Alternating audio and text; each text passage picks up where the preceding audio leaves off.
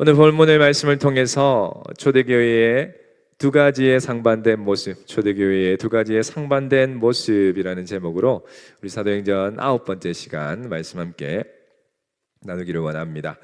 네, 말씀을 들어가면서 우리가 지난주에 살펴보았던 말씀들을 좀 한번 기억을 떠올려 보시면 좋을 것 같습니다. 지난주에는 이제 초대교회가 외부의 위협 앞에서 어떻게 교회가 대처를 했는지를 우리가 하나님 말씀을 통해 함께 살펴보았습니다. 그 일이 발단이 결국은 무엇이었죠? 네, 베드로와 요한이 제9시 기도 시간에 성전에 기도하러 올라가다가 성전 미문에 앉아 있는 날 때부터 걷지 못했던 한 사람을 예수 그리스도의 이름으로 치유해 준 그 사건을 빌미로 해서 그들이 유대 종교 정치의 최고 권력 기관인 산헤드린 공회 앞에 이제 죄인으로 그들이 서게 되었던 것들을 우리가 기억합니다. 산헤드린 앞에 섰는데 결국 그들이 죄인으로 베드로와 요한을 세웠지만 특별하게 죄를 이렇게 지울 수 있는 근거가 없었던 것이죠. 왜냐하면 그 걷지 못했던 사람이 일어난 것은 분명한 사실이었고, 그리고 백성들이 베드로와 요한이 증거하는 그 하나님의 말씀, 특별히 예수 그리스도의 죽음과 부활에 대한 그 말씀을 듣고 정말 더 많은 사람들이 그 말씀을 지지하고 그들을 따르다 보니까 이제 공회원들도 백성들의 눈치도 보이고 또 특별하게 죄도 물을 것이 없기에 그들이 어떻게 베드로와 요한을 놓아주었습니까? 다시는 예수 그리스도의 이름으로, 예수의 이름으로 말하지도 말고 가르치지도 말라라는 협박을 하고 그들을 풀어줄 수밖에 없었죠. 그래서 그들이 이제 공동체로 돌아가서 그들이 공회에서 당했던 일들을 다 이렇게 얘기를 하고 보고를 한 이후에 그들이 그 보고를 듣고 외부의 위협 앞에서 교회가 어떤 일들을 하기로 결정을 했습니까? 바로 한 마음으로 기도하기를 결정했다, 이렇게 말씀을 드렸습니다. 그래서 결국은 기도함을 통해서 어떤 일들이 있었죠? 그곳 가운데 성령께서 하나님의 임재, 진동, 그것이 진동했다, 이렇게 말씀을 하시는데 진동함을 통해 그곳 가운데 하나님의 임재를 그들이 경험하고 성령의 재충만함을 받고 그들이 세상을 향해서, 성령 충만함을 받은 교회 공동체가 세상을 향해서 했던 일이 무엇이었습니까? 하나님의 말씀을 담대히 선포했다라고 우리가 31절 말씀에 그렇게 살펴보았습니다. 이것처럼 하나님의 교회 공동체, 하나님의 성령의 충만함을 받은 교회 공동체는 외부적으로는 세상에 담대하게 하나님의 말씀을 선포하는 그런 공동체로 세워지게 되었다라는 것이죠. 그러면 여러분, 이렇게 성령의 충만함을 받은 공동체가 외부적으로는 하나님의 말씀을 증거하는 공동체로 섰다라면 그 내부적인 모습은 어떠했을까 좀 궁금하시지 않으십니까? 외부적으로는 하나님의 말씀을 담대하게 선포하는 그 공동체가 과연 내부적으로는 어떤 모습이었을까를 우리가 좀 살펴보기를 원하는 것입니다. 근데 여러분, 오늘 제목에서도 보셨던 것처럼 초대교회의 두 가지 상반된 모습이라는 제가 제목을 정했는데요. 결국 초대교회 공동체 안에도 조금은 상반되는, 이제 제목에서도 조금 짐작을 하셨겠지만 성령 충만함을 받은 공동체였지만 오늘 들어가면서 말을 보는 것처럼 성령 충만함을 받은 공동체였지만 그 공동체 내부에도 문제가 있었다라고 성경은 말씀을 하시는 것입니다. 우리가 이것을 통해서도 알 수 있는 것이 무엇입니까, 여러분? 이 공동체가 어떻게 세워진 공동체입니까? 예수님의 사도들을 통해서, 예수님과 동고동락하고 또 오순절 성령의 충만함을 받은 그 사도들을 통해서 세워진 공동체이고, 그곳 가운데 모인 모든 주의 백성들이 성령의 충만함을 받고 정말 세상을 향해 하나님의 복음을 담대히 선포하는 그런 공동체였음에도 불구하고 그 공동체 안에도 여전히 문제가 있었다라는 것입니다. 바꾸어 말하면 이 땅에 사람도 마찬가지지만 어떠한 공동체도 온전한, 완전한 공동체는 없다라는 것을 우리가 기억을 해야 한다라는 것이죠. 그래서 내 안에 또는 사람들과의 관계 안에, 주님의 몸된 교회 공동체 안에 문제가 있을 때 그럴 수 있다라는 생각을 우리가 가져야 한다라는 것입니다. 그래서 그러면 과연 오늘 교회 공동체 안에 어떤 문제가 있었는지 우리가 좀 살펴보기를 원하고, 그 교회 공동체 안에 있었던 그 문제들을 어떻게 교회가 대처했고 하나님께서 또 어떻게 그 일들을 행하셨는지를 함께 좀 살펴보면서 도전받는 귀한 시간 되시기를 주님의 이름으로 축원합니다. 오늘 본문은 크게 두 부분으로 좀 나누어 볼 수 있습니다. 4장 32절부터 37절까지 한 부분과 그리고 5장 1절부터 11절까지 말씀으로 두 부분으로 살펴볼 수가 있는데요. 4장의 말씀은 말 그대로 성령이 충만한 공동체가 어떠한 모습인가를 우리에게 잘 보여주는 그런 모습인 것이죠. 성령 충만받은 공동체가 정말 하나 되고 그들 안에서 아름다운 교제와 나눔들이 있었다라는 것을 우리에게 잘 보여주는 그런 예가 바로 오늘 4장 제일 마지막 부분의 말씀인 것이죠. 그런데 5장으로 넘어가면서 지금 우리가 보고 있는 성경에는 아나니아라는 사람의 이름으로 시작이 되어지지만 원어 성경을 보면 그러나라는 단어가 거기 앞에 기록되어 있다라는 것입니다.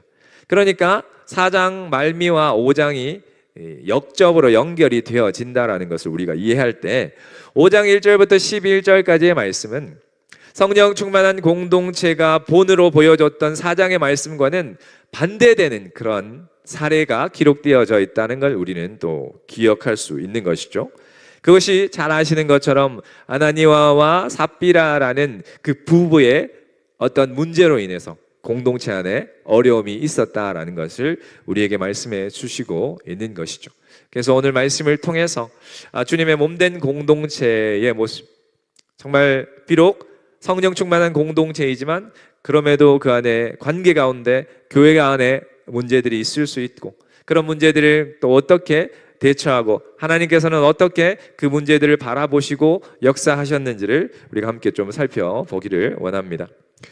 질문 1번입니다. 초대교회 성도들의 마음의 상태와 재산에 대한 인식은 어떠했습니까? 이런 질문입니다.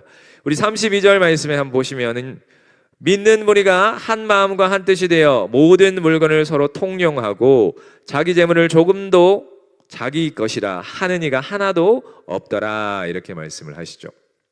자, 오늘 32절 시작하는 부분을 보시니까 뭐라고 시작을 하고 있습니까? 믿는 무리가 이렇게 시작을 하시죠. 믿는 무리가.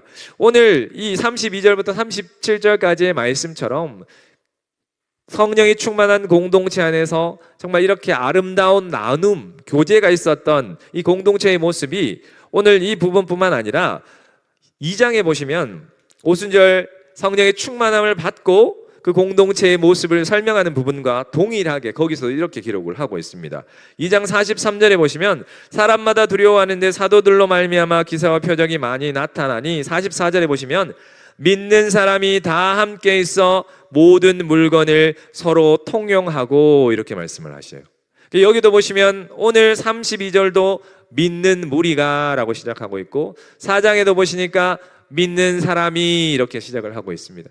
결국은 이러한 공동체의 모습은 우리 믿는 자들의 공동체 안에서만 일어날 수 있는 모습이다라는 것을 성경이 이렇게 확신하고 확증하고 있다라는 것이죠. 여러분, 이러한 모습은 세상의 어떤 공동체에서도 찾아볼 수 없는 그런 모습이다라는 것이죠.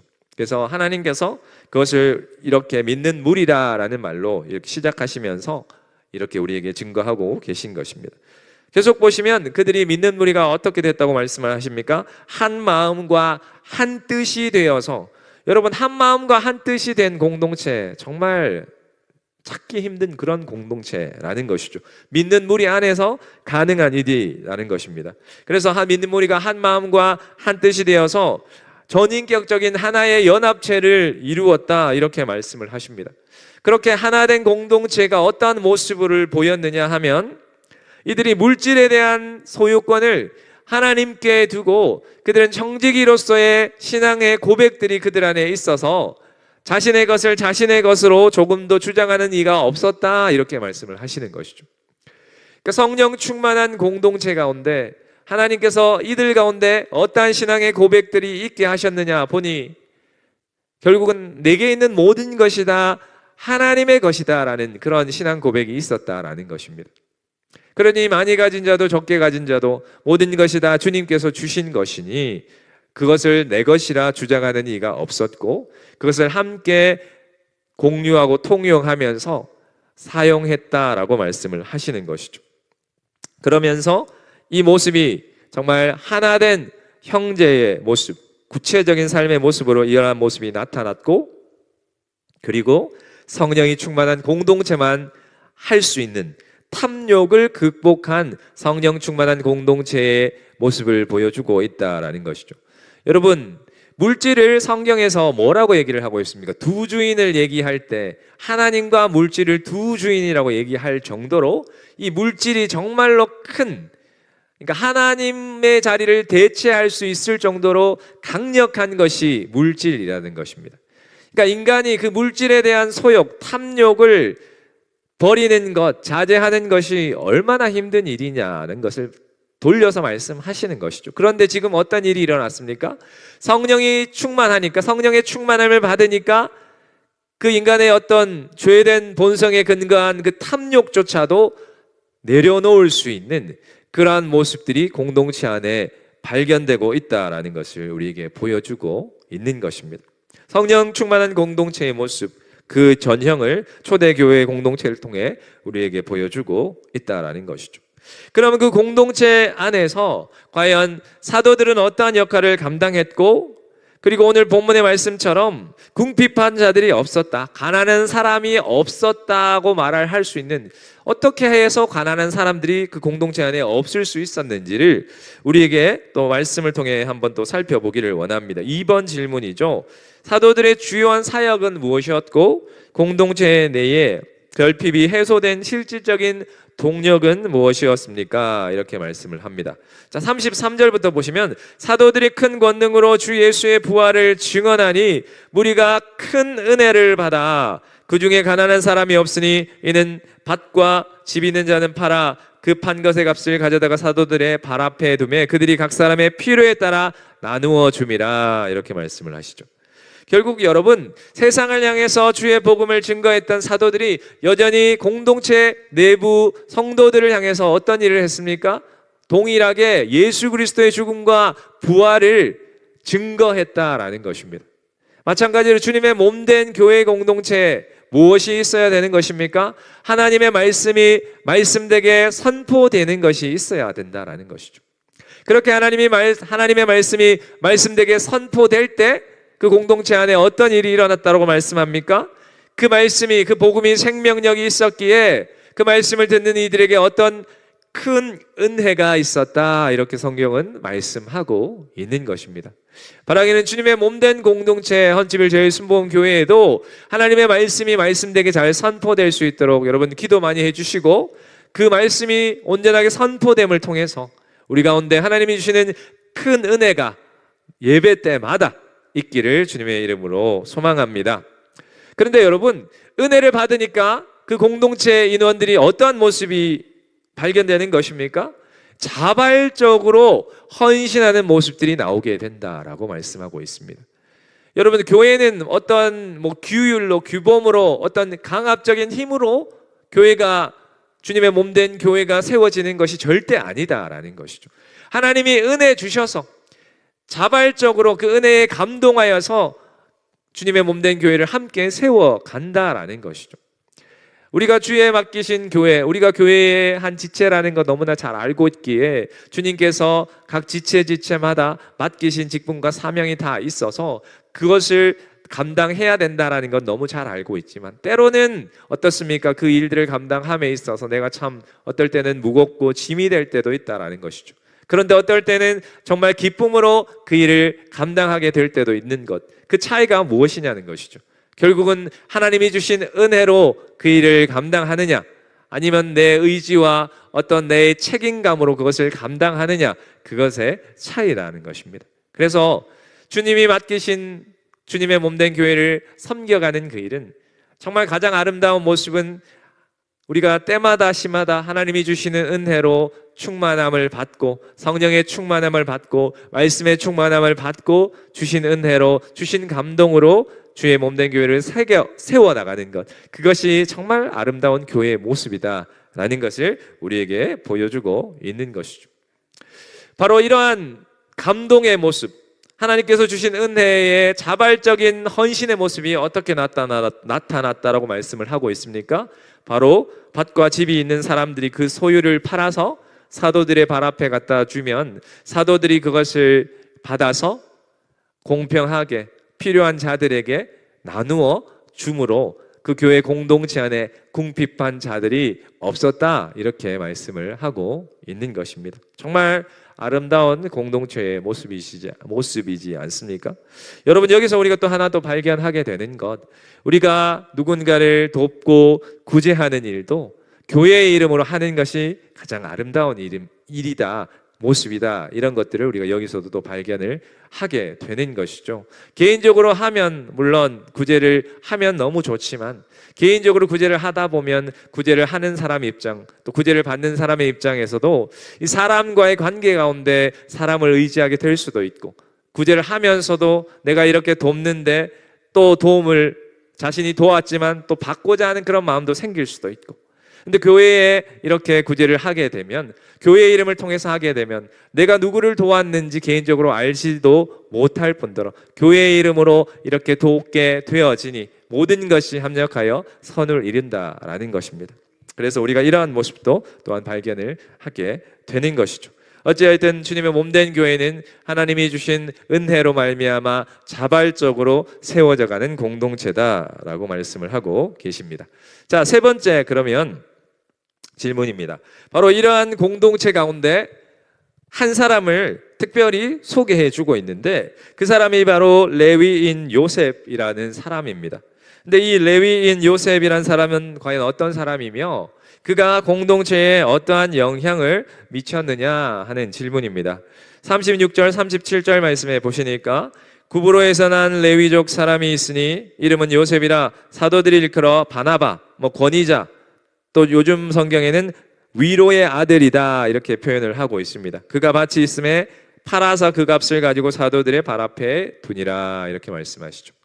자, 우리가 32절부터 쭉 보시면 성도들이 하나님이 주신 은혜에 따라서 자신이 가지고 있던 밭과 소유를 팔아서 사도들의 발 앞에 갖다 놓았다 말씀을 하는데, 지금 그러한 사람들 가운데 대표적인 한 인물을 소개하고 있는데, 그가 바로 구브로 출신의 레위족인 요셉이다라고 소개를 하고 있습니다. 여러분, 구브로 많이 들어보셨죠? 사이프러스라고도 하는 그 지역이 어디냐면, 우리가 사도행전 13장으로 가보시면 오늘 이 주인공이죠. 레위족 요셉, 사도들을 통해서 그가 바나바라는 이름의 별칭을 얻게 되는데요.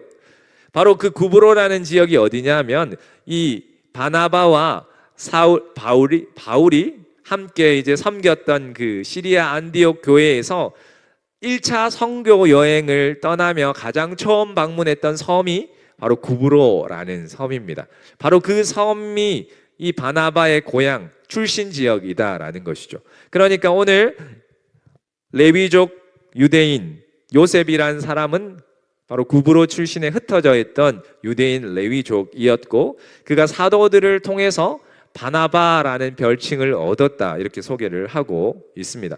바나바, 권위자 또는 위로의 아들이라는 의미를 가지고 있습니다.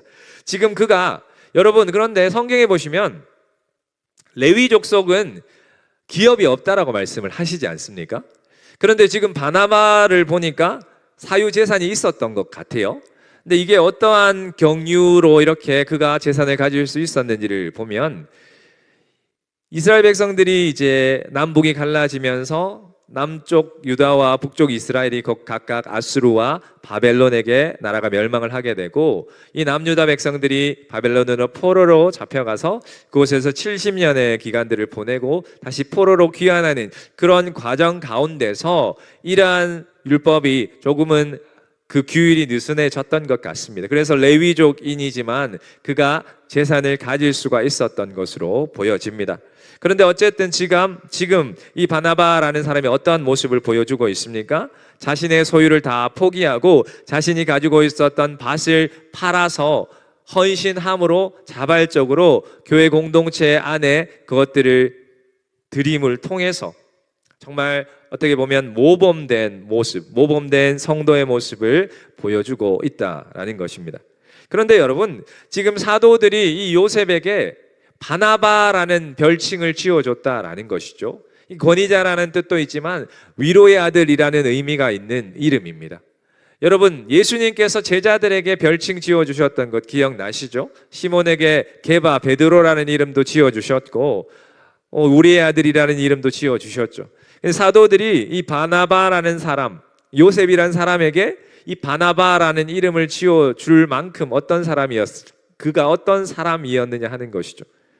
결국은 많은 성도들, 교회 안에서 많은 성도들을 위로하고 세워주는 그런 믿음의 본을 보이는 사람이었기에 사도들이 이 요셉에게 바나바라는 별칭을 붙여준 것이다라는 것입니다. 결국 지금 이가 그의 밭을 팔아서 이렇게 헌금하는 모습도 이가 한번 이렇게 한 것이 아니다라는 것을 우리가 짐작해 볼 수 있는 것이 바로 그가 위로의 아들이라는 이름이 붙여줄 수 있을 만큼 그가 이제까지 교회 생활 가운데 본이 되는 모습들 중에 한 모습이 오늘 본문에 기록된 이 모습이다라는 것이죠. 아시는 것처럼 이 바나바라는 인물은 계속해서 이 사도행전에 등장을 하는 인물입니다. 그가 아까도 말씀드렸지만 1차 전도 여행 때 사도 바울과 함께 1차 전도 여행을 떠났던 사람이기도 하고요. 그리고 이 중요한 역할을 감당했던 것이 무엇이냐면 아시는 것처럼 사울이 다메섹 도상에서 예수님 만나기 전까지는 예수 믿는 자들을 잡아 가두는데 혈안이 되었던 사람이지 않습니까? 그런데 그곳에서 예수님 만나고 아나니아라는 사람을 통해서 고침받고 그가 이제는 자기가 이제까지 그렇게 예수 믿는 사람을 핍박했던 그가 이제는 오히려 그 예수님을 주로 그리스도로 고백하고 그분의 죽음과 부활을 증거하는 사도로 그러한 자로 바뀌었음에도 불구하고 예루살렘의 지도자들조차도 그것을 믿어주지 않았다라는 것이죠. 그런데 그때 그 중간에서 누가 이 사도 바울과 그 지도자들 사이에 관계를 이렇게 연결해 주었느냐? 바로 이 바나바가 그 역할을 감당했다라는 것입니다. 여러분, 그만큼 바나바가 이야기하는 것은 사도들이 믿어주고 인정을 해줄 만큼 이 바나바라는 사람은 정말 아름다운 위로의 아들로서 역할을 감당하는 그였기에 바로 사도 바울이 예수 믿는 자로 변화되었다라는 것을 그가 이렇게 증언해 주었을 때 예루살렘의 지도자들도 그것을 받아들이게 되었다라는 것이죠. 그런데 여러분, 참 재밌는 사실은 이렇게 위로의 아들로서 교회 안에 아름다운 공동체의 본을 보여준 믿음의 사람으로서의 본을 보여주었던 이 바나바도 결국 2차 전도 여행을 떠나기 전에 바울과 바나바가 심히 다투어서 결국 전도 여행을 함께 가지 못하고 갈라져서 떠나는 모습들을 보게 된다라는 것입니다. 결국 어떻습니까? 온전한 사람, 온전한 관계는 이 땅 가운데 없다라는 것을 다시 한번 우리가 확인하게 되는 것이죠. 아무리 성령이 충만하고 믿음이 좋은 사람 안에도 우리는 참 부족하고 연약한 사람들이기에 그러한 관계의 깨어짐이나 이런 모습들도 있다라는 것을 우리가 인정해야 한다라는 것을 우리가 다시 한번 살펴보면 좋을 것 같습니다. 자, 우리가 그러면 이제 5장으로 넘어가서 이런 공동체의 아름다운 모습이 있는 반면에 5장에 넘어가시면 또 이것과는 상반된 모습을 우리에게 소개해 주고 있습니다. 바로 아나니아와 삽비라라는 부부를 통해서 그 공동체 안에 문제가 생기게 되는데 4번 질문이 이것이죠. 아나니아와 삽비라가 범한 죄의 본질적인 동기는 무엇이었습니까? 그들이 어떤 모습이 있습니까? 1절, 2절 보시면 아나니아라 하는 사람이 그의 아내 삽비라와 더불어 소유를 팔아 그 값에서 얼마를 감춤해 그 아내도 알더라. 얼마만 가져다가 사도들의 발 앞에 두니 이렇게 말씀합니다. 지금 보시면 그들이 가지고 있던 소유를 이 두 부부가 팔았어요. 그런데 그 가운데 값에 얼마를 감추었다 이렇게 성경은 말씀을 하고 있습니다. 여기서 이 감추었다라는 표현 자체가 이제 결국 돈을 숨겼다라는 의미가 되겠죠. 그런데 이 죄는 단순히 그 돈을 다 드렸느냐 숨겼느냐의 문제라기보다는 단순한 이 죄가 그러니까 단순히 그 횡령의 죄라기보다는 지금 어떻습니까?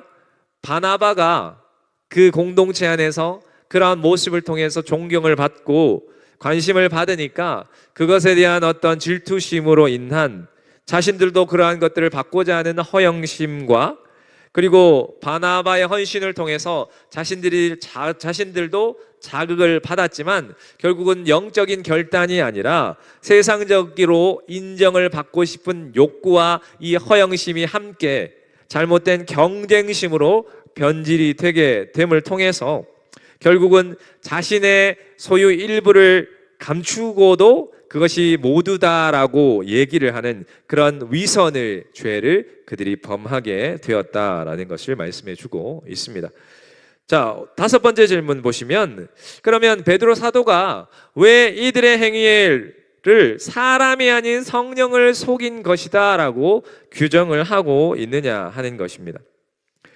3절에 보시면 베드로가 이르되 아나니아야 어찌하여 사단이 네 마음에 가득하여 내가 성령을 속이고 땅값 얼마를 감추었느냐 이렇게 말씀을 하시죠. 결국은 사단이 아나니아의 마음에 가득해서 성령을 속이게 했다라고 베드로가 지적을 하고 있다라는 것입니다. 여러분, 그러면서 땅이 그대로 있을 때에도 네 땅이 아니며 판 후에도 네 마음대로 할 수 없더냐 이렇게 베드로가 말을 하는데 이게 무슨 뜻이냐면 원래 그 땅의 소유는 아나니아와 삽비라의 소유였습니다. 그래서 그 땅을 팔아서 하나님 앞에 헌금을 드릴 수도 있었고 아니면 그 땅을 팔지 않아 하나님 앞에 헌금을 드리지 않을 수도 있었다라는 것이죠. 근데 그것이 문제가 아니다라는 것이죠. 중요한 것은 그것을 팔아서 하나님이 마음에 감동하셔서 그것을 팔았다라면 정직하게 얼마를 떼었다면 정직하게 제가 이것을 떼고 나머지를 드렸다라고 정직하게 이야기를 하면 되는데 얼마를 감추어 두고도 아내와 남편이 함께 공모하여서 그것을 얼마를 감추어 두었음에도 불구하고 그것이 전부를 드린 것인 양 거짓으로 정말 성령이 역사하시는 교회 공동체를 기만했다라는 것이 그들의 죄다라는 것이죠. 보이지 않는 하나님께서 주의 성령께서 다 아심에도 불구하고 그들은 성령 하나님 보이지 않는 그분의 눈을 더 두려워하고 의식했던 것이 아니라 보이는 사람들의 눈을 의식해서 자신들도 바나바처럼 자신의 판 것을 모두 드리는 이런 모습들을 보이기 위해서 그들이 거짓으로 이 성령이 운행하시는 공동체를 기만했다라는 것이 바로 그들의 큰 죄악이었다. 그래서 베드로가 성령을 속인다라고 그들에게 이야기를 했다라는 것입니다. 결국 6번째 질문에서 바로 이 아나니아와 삽비라의 죽음이 이 공동체에 어떤 영향을 미쳤느냐를 좀 우리가 살펴보기를 원합니다. 오늘 본문 5절 그리고 11절에 보시면 뭐라고 말씀하십니까? 이 일을 듣는 사람이 다 크게 두려워하더라. 동일하게 11절에도 온 교회와 이 일을 듣는 사람들이 다 크게 두려워하니라 이렇게 말씀을 하고 있습니다. 결국은 이 일을 본 사람, 들은 사람 모두가 다 두려워했다 이렇게 말씀을 하시죠. 근데 여기서 두려워했다라는 말은 어떤 절망적이나 공포감에 쌓였다라는 말이 아니라 하나님의 심판, 이들이 베드로가 얘기하는 그 자리에서 즉사했다라는 것이죠. 결국은 그 하나님의 심판과 성령의 역사로 말미암아 성도들이 오히려 하나님을 두려워하고 하나님을 더욱더 경외하게 되었다라는 표현이 바로 이 두려워하였다라는 표현인 것입니다. 결국은 이 초대교회 공동체가 아나니아와 삽비라의 사건을 통해서 문제를 만나고 어려움을 겪었지만 그들이 이 문제 가운데서 어떠한 모습으로 다시금 일어서게 되느냐? 더욱더 하나님을 두려워하고 하나님을 경외하는 모습으로 자신들의 모습들을 다시금 돌아보고 점검하는 모습으로 공동체가 더 단단해져 가는 모습을 우리가 보게 되는 것입니다. 여러분, 하나님께서 이 성령 충만한 교회 공동체를 얼마나 사랑하시는지를 우리가 또 발견하게 되는 것이죠. 교회가 그렇게 성령 충만하여서 외부적으로도 내부적으로도 아름답게 세워가던 그 공동체 안에 이런 죄악의 요소들이 들어왔을 때 하나님께서 그 죄악의 요소들을 단호하게 끊어버리심을 통해서 교회 공동체를 더 아름답게 세워가고자 주님께서 하셨다라는 것입니다. 여러분, 오늘 본문은 아니지만 12절 말씀에 보시면 이런 표현이 있습니다. 사도들의 손을 통하여 민간의 표적과 기사가 많이 일어나매, 이런 말씀이 있죠. 근데 이 말씀은요, 바로 4장 30절에 교회 공동체가 합심하여 기도했던 그 기도의 제목, 손을 내밀어 병을 낫게 하시옵고 표적과 기사가 거룩한 종 예수의 이름으로 이루어지게 하옵소서라고 기도했었던 그 공동체의 기도가 12절 말씀에 응답되어졌다라고 기록하고 있다라는 것이죠. 그러니까 교회 공동체가 안에 이러한 죄의 문제들이 일어났지만 그래도 하나님께서 그 공동체를 사랑하셔서 그 공동체가 그 죄의 문제로 인해 와해되거나 힘들게 되지 않고 다시금 이렇게 든든하게 문제가 있기 전과 같은 모습으로 세워져 가게 하나님께서 인도하셨다라는 것을 우리는 보게 되는 것입니다. 오늘 말씀을 좀 정리하겠습니다. 여러분, 바로 이러한 공동체의 모습, 성령 충만하고 말씀 충만하고 정말 자신의 가진 물질을 하나님이 주신 것, 하나님의 것임을 인정하고 청지기로서의 신앙을 고백하는 이러한 공동체의 모습이 결국은 천국의 공동체의 모형이라 할 수 있는 교회 공동체의 모습이다라는 사실입니다. 근데 여러분 어떻습니까? 그 교회 공동체조차도 온전하지 않다라는 것을 우리는 기억해야 할 것입니다. 하지만 하나님께서 어떠하십니까? 교회 공동체가 연합되고 하나 되게 하시기 위해서 우리 하나님께서 그 죄악된 요소를 철저하게 제거하시는 모습을 통해서 우리 하나님께서 교회 공동체를 얼마나 사랑하시는지를 또한 우리가 깨닫게 되는 것입니다. 바라기는 주님의 공동체, 이 교회 공동체를 우리 하나님께서 사랑하신다라는 것 기억하셔서 더 정결한 모습으로 이 공동체가 세워지기를 소망하며 함께 힘있게 달려가시는 저와 여러분들 다 되시기를 주님의 이름으로 축원합니다.